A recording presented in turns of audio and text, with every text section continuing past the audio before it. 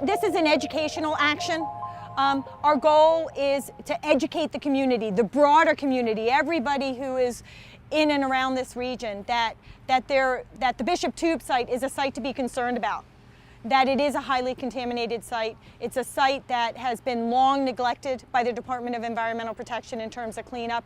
And it's also a site that right now is, despite the contaminated condition, is one of the few remaining pieces of natural landscape in this part of East Whiteland Township. And right now it is being threatened with a major development project that would have significant ramifications for the environment, for the little woodlands that's there, for the wildlife that uses that part of the township, and for an exceptional value creek known as Little Valley Creek, which drains to the Valley Creek, which drains to the Schuylkill, which drains to the Delaware. So there are a lot of implications for the environment and for the community here.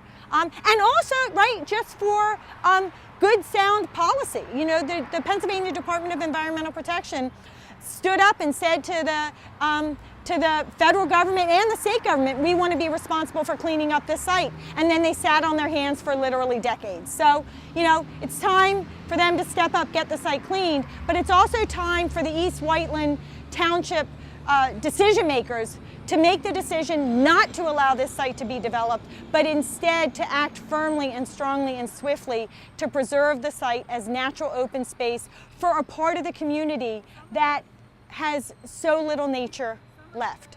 My daughter is a survivor of 3 brain tumors, and Bishop Tube was active when I was pregnant with her, and it is known that the central nervous system is affected, and a mother carrying a baby, that fetus can be affected. So that in and of itself, the possibilities of this toxic site having something to do with my daughter's health makes me want to work really hard to let people know that it's still going on.